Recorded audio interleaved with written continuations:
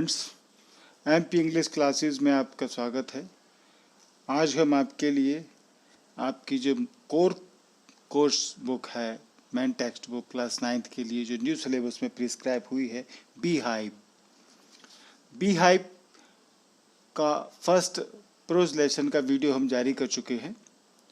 उस first lesson में जो पोइट्री सेक्शन है, उस पोइट्री सेक्शन में ये पोएम है आपके में, the road not taken, Robert Frost द्वारा ये रिटर्न की गई है, इसको लिखा गया है। बहुत अच्छी पोएम है ये, बहुत फेमस पोएम है। चलिए इसको देखते हैं। आप ये जानते हैं कि अक्सर जीवन हमें ऐसी परिस्थितियों में ले जाता है जब हमारे पास चॉइस करने के लिए कई अल्टरनेटिव होते हैं, अनेक विकल्प होते हैं। किसी एक विकल्प का चयन कर लेने पर दूसरे विकल्प की सारी संभावनाएं खत्म हो जाती हैं। हम चुनते हैं या तो सरल रास्ता या फिर वो रास्ता जिस पर खतरा ज़्यादा है। परंतु जब हम लंबे समय बाद पीछे मुड़कर देखते हैं, हम हमेशा आश्चर्य करते हैं कि क्या हुआ होता यदि हमने दूसरा निर्णय लिया होता। तो इसकी जो थीम है वो इस तरीके से है। इसके सेंट्रल आइडिया के बारे में अभी आपको हिंदी में बताया, थोड़ा सा आपको इंग्लिश में बताते हैं, क्योंकि अभी ये जो टेक्स्ट बुक प्रिस्क्राइब हुई है वो हिंदी और इंग्लिश दोनों मीडियम के स्टूडेंट्स के लिए सेम है एमपी बोर्ड में। This poem is about making choices in life and the choices that shape our future. Many alternatives are available at the time of choice, but man has to select one. It is only the future that will reveal whether the decision taken is wrong or not. After taking decisions, we cannot undo them. We cannot undo them. We can only regret them. Even if we wish, we cannot start all over again. So taking the right decision and making correct choices is very crucial to an individual's life. Any wrong decision or choice can spoil our life. तो चलिए इसको start करते हैं। ये आपने इसकी कुछ theme देखी। इसमें जो स्टेंजा हैं, आपके 3 स्टेंजा इसमें हैं, 4 स्टेंजा हैं। पहला स्टेंजा आपके स्क्रीन पर दिख रहा है, उसको एक बार हम पढ़ते हैं। 2 roads diverged in a yellow wood, and sorry I could not travel both. And be one traveler, long I stood, and looked down one as far as I could, to where it went in the undergrowth. कुछ meanings आपके word meanings के बारे में नीचे आपकी screen पर दिख रहा है, ये हम पहले जान लें, फिर उसके बाद मीनिंग इसका एक्सप्लेनेशन करते हैं। डाइवर्ज यानी होता है सेपरेटेड, यानी अलग होना, विभाजित होना। येलो वुड, यहाँ पर वुड यानी जंगल होता है, और येलो वुड यानी कि येलो वुड इसलिए बोला गया है, the leaves on the trees are yellow. ये जो जंगल है इसमें पेड़ की पत्तियाँ तो येलो हैं, suggesting it is the autumn season. ये बताती हैं कि ये एक पतझड़ का मौसम है, ऑटम का सीजन है, इसलिए येलो वुड बोला गया है। और एक इसमें आता है अंडर ग्रोथ, इसका मतलब होता है dense growth of plants and bushes.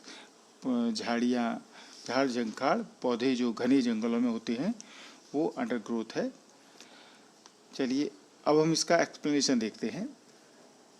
लेखक खड़ा हुआ है एक ऐसी जगह जहाँ से 2 रास्ते, 2 विकल्प उसको दिखते हैं। 2 roads diverge in a yellow wood. 2 roads diverge in a yellow wood. 2 सड़कें विभाजित हो जाती हैं एक पीले जंगल में। And sorry I could not travel both, और मुझे खेद है मैं दोनों पर यात्रा नहीं कर सकता। एंड बी वन ट्रेवलर, और एक यात्री होने के नाते, लॉन्ग आई स्टूड, मैं देर तक खड़ा रहा, and look down one as far as I could, और उतनी दूर तक देखता रहा जितनी दूर तक देख सकता था, to where it bent in the undergrowth. ये कहाँ मुड़ती हैं झाड़ियों और घास फूस में ये रास्ते। तो ये इसका देखें, to roads diverged in A yellow would, यानी यहाँ पर दो सड़कें एक पीले जंगल में विभाजित हो रही थी। एंड सॉरी, और कभी सॉरी फील करता है, I could not travel both, कि वो दोनों पर नहीं चल सकता था, क्योंकि कोई भी व्यक्ति दो रास्तों पर कैसे चल सकता है, एक ही पर तो चलेगा। एंड बी वन ट्रेवलर, अब क्योंकि मैं अकेला यात्री और सड़कें दो थीं, लॉन्ग आई स्टूड, बहुत देर तक मैं खड़ा रहा, and look down one as far as I could, और उन्हें जहाँ तक नज़र मेरी जाती थी मैं देखता रहा, to where it bent in the undergrowth, जब तक कि वे घनी झाड़ियों और पौधों में मुड़ नहीं गई, अंडरग्रोथ में मुड़ नहीं गई। तो ये स्टेंजा, इसका एक्सप्लेनेशन हम आपको बता दिए हैं। देन सेकंड स्टेंजा देखें, then took the other just as fair, फिर दूसरा मार्ग लेती हैं जो है उचित और ईमानदार, fair, and having perhaps the better claim because it was grassy and wanted wear, though as for that the passing there had worn them really about the same. Then took the other just as fair, फिर दूसरा मार्ग वो लेती हैं जो कि उचित है, ईमानदार है, and having perhaps the better claim, और शायद वो एक बेहतर दावा पेश करता है। इसके वर्ड मीनिंग्स में आप देख रहे हैं, फेयर माने गुड, अच्छा, बेटर क्लेम यानी कि जो इट सीम्ड बेटर, जो बेहतर प्रतीत होता है वो बेटर हो जाता है, और वांटेड वियर, ये मतलब लुक्ड लेस वॉर्न आउट, यानी कि जिस पर कम लोग चले हैं वो है, और पासिंग यानी walking down, walking on the road, इस पर चलना। तो देखते हैं, then look the other just as fair, तब मैंने दूसरी सड़क ले ली, जस्ट एज फेयर, और ठीक भी था, अच्छा था, and having perhaps the better claim, और उसका चुने जाने का अधिकार भी अधिक था, बेटर क्लेम देती थी वो, क्यों देती थी, because it was grassy and wanted wear, क्योंकि उस पर घास उगी हुई थी, ग्रासी थी वो, घास उगी हुई थी, एंड वांटेड वियर, और उस पर अभी चला नहीं गया था। यहाँ पर it was grassy and wanted wear, that means the path was covered with grass, obviously few people had walked on it, grass was not worn out, though as for that the passing there, ये सड़क भी प्रयोग होना मांगती थी, हालांकि जहाँ तक मैं चला था, though as for that passing there, जहाँ तक मैं निकला चला इस पर, had worn them really about the same, तो वो दोनों सड़कें एक सी ही लग रही थी, पासिंग देयर यानी अभी walking ahead on the road. चलिए नेक्स्ट स्टेंजा देखते हैं, third stanza, and both that morning equally lay in leaves, no step had trodden black, oh I kept the first for another day, yet knowing how way leads on to way, I doubted if I should ever come back.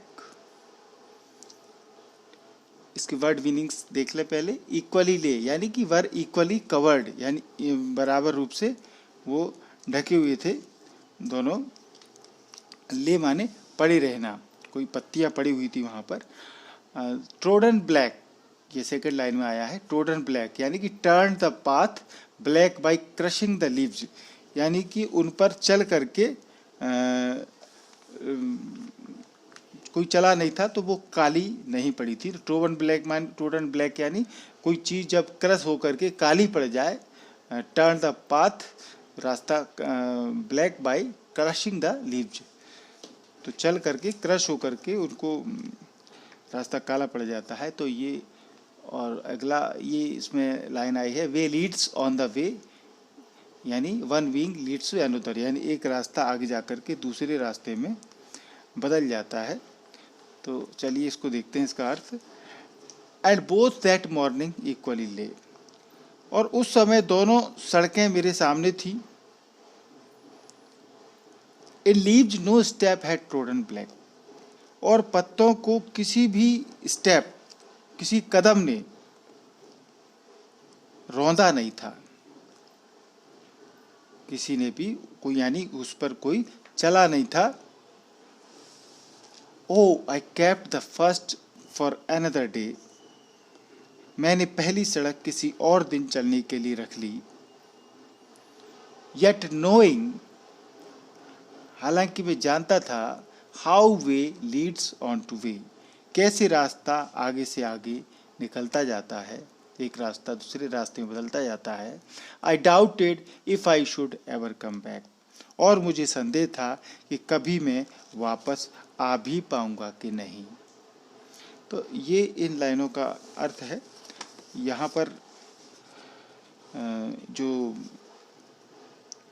A leaves no step had trodden black, तो इसका मतलब है the leaves had not turned black because no one had trampled off them yet, उनको अभी तक किसी ने कुचला नहीं था, तो वो रास्ता भी काला नहीं हुआ था।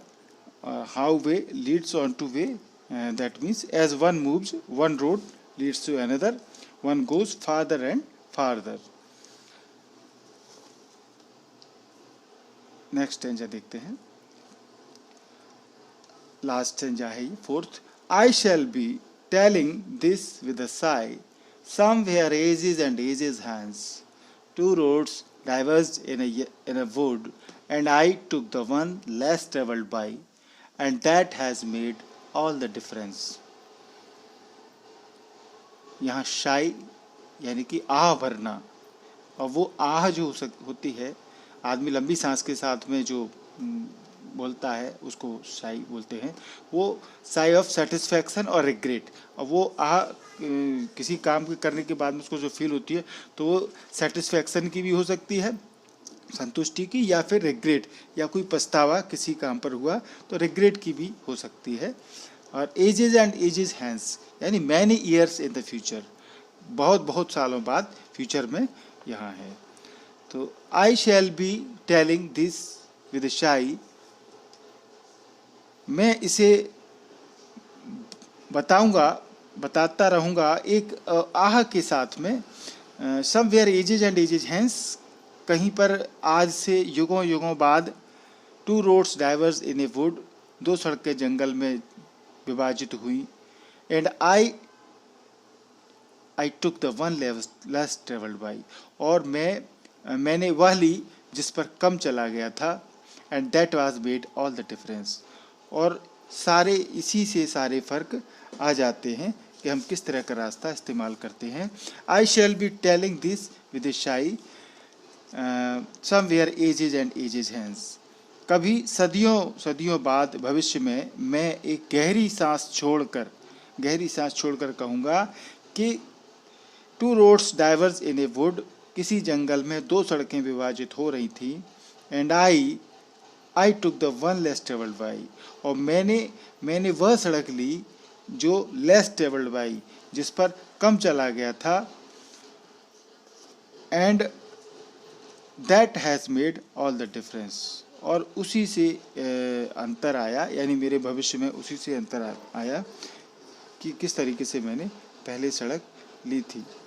अब इस जो 4 स्टेंजा हैं, इसको और भी अच्छे से समझने के लिए हम इनका एक बार रिकैप कर लेते हैं। थोड़ा सा इनको एक्सप्लेनेशन देख करके, जिससे और अच्छे से आपको पोएम समझ में आए। Two roads diverged in a yellow wood, and sorry I could not travel both. And be one traveler, long I stood and looked down on as far as I could to where it bent in the undergrowth. दो सड़कें विभाजित हो जाती थी एक पीले जंगल में, और मुझे खेद है मैं दोनों पर यात्रा नहीं कर सकता। और एक यात्री होने के नाते मैं देर तक खड़ा रहा और उतनी दूर तक देखता रहा जितनी दूर तक देख सकता था कि वे कहाँ को मुड़ती हैं, झाड़ियों और घास फूस में। In English, the poet has come into the deep autumnal wood where two roads have diverged into two ways like a fork. Immediately, the poet understands that as a traveler, traveling both the roads is impossible. Here, the two roads symbolize two ways to go in life. The poet first thought of traveling both the roads and then discarded the idea. Then he finds himself in dilemma, not able to decide. Dilemma means not able to decide about the choice of roads.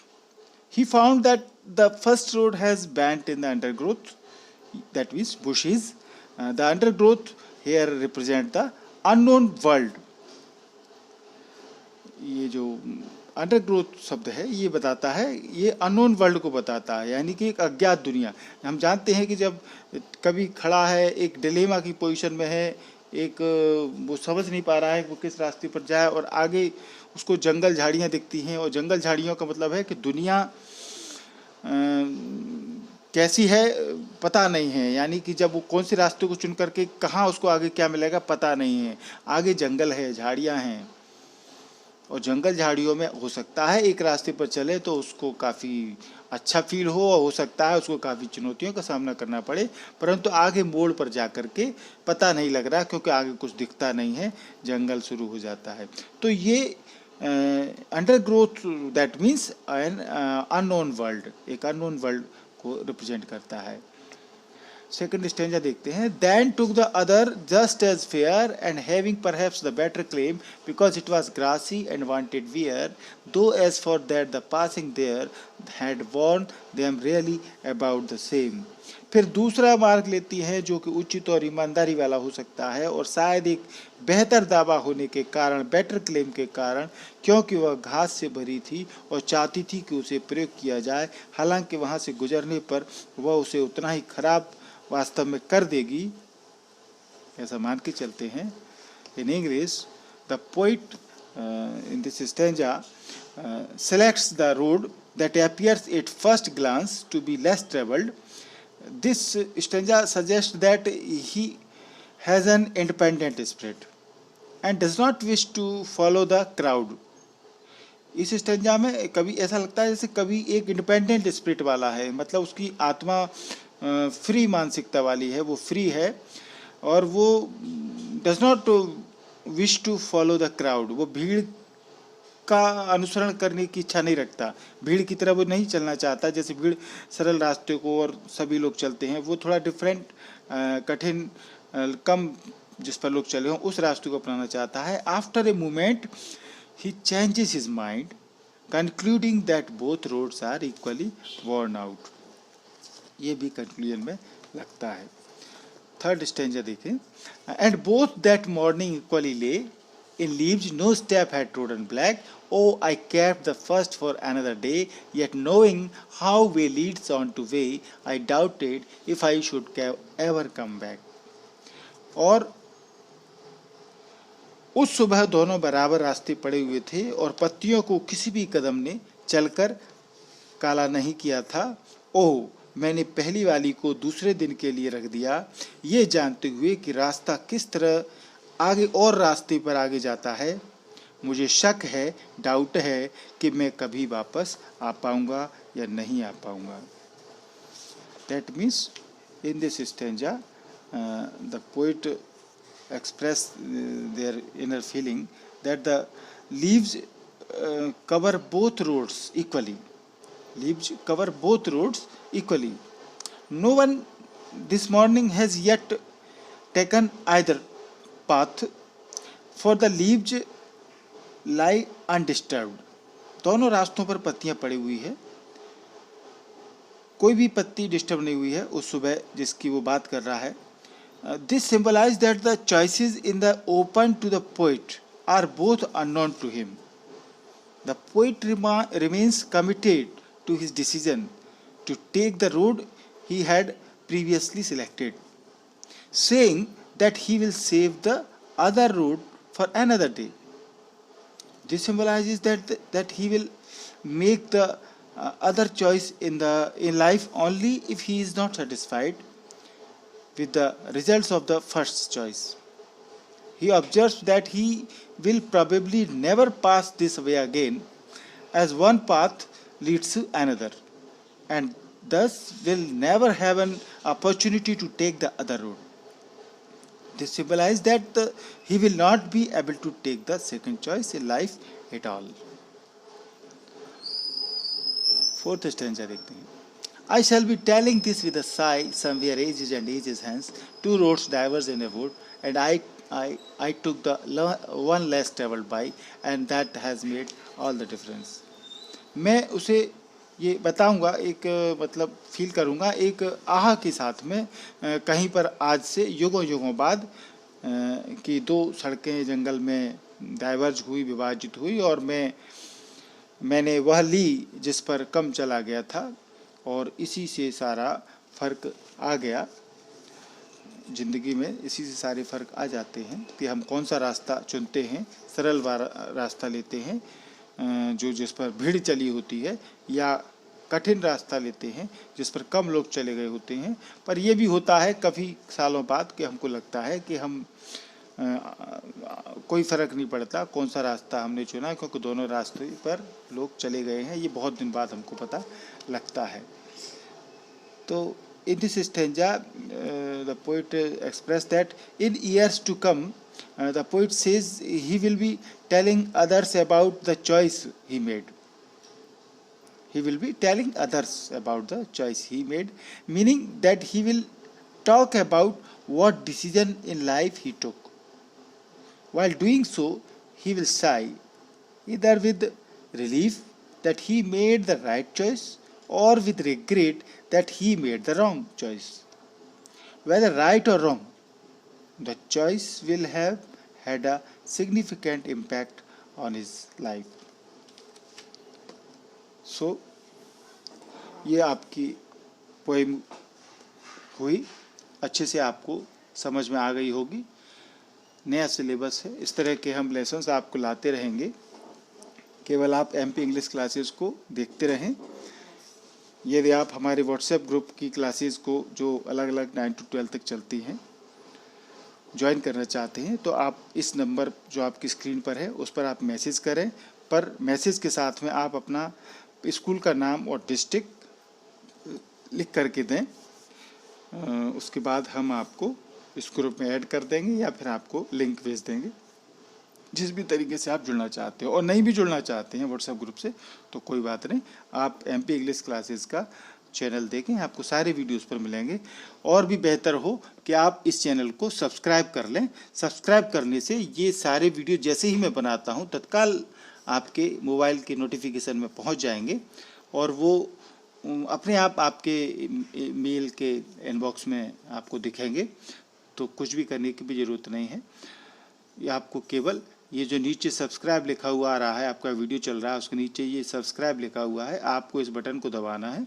इस button को दबाएं, इसके बगल में एक घंटी छपी होगी, उस घंटी उस बेल को प्रेस करें तो 3 ऑप्शन आएंगे. उसमें जो ऑल वाला ऑप्शन है उसको आप राइट कर दें, टच कर दें, जिससे ऑल का मतलब सारे वीडियो जो मैं ग्रामर वगैरह के भी डालूंगा तो वो आपके मोबाइल पर तुरंत पहुँच जाएंगे. सब्सक्राइब जरूर कर लें, क्योंकि इन फ्यूचर हमको नहीं पता कि व्हाट्सएप ग्रुप चल पाएंगे नहीं चल पाएंगे, कितना चलेंगे. तो सब्सक्राइब करेंगे तो जब तक मैं वीडियो बनाता रहूँगा आपको वीडियो अपनी क्लासेस के मिलते रहेंगे. जल्दी से इस वीडियो को चैनल को सब्सक्राइब करें. इस वीडियो को लाइक ज़रूर करें. थंब इम्प्रेशन आप इससे लाइक कर सकते हैं, इसको प्रेस करके. इससे हमको ये पता लगता है कि आपको ये वीडियो पसंद आया है, यदि आप इसको लाइक करते हैं तो. और अच्छा लगता है वीडियो तो आप दोस्तों को शेयर करें, इसके द्वारा शेयर करके आप दोस्तों को शेयर कर सकते हैं। वीडियो देखने के लिए, इस चैनल को देखने के लिए आपका थैंक यू, धन्यवाद।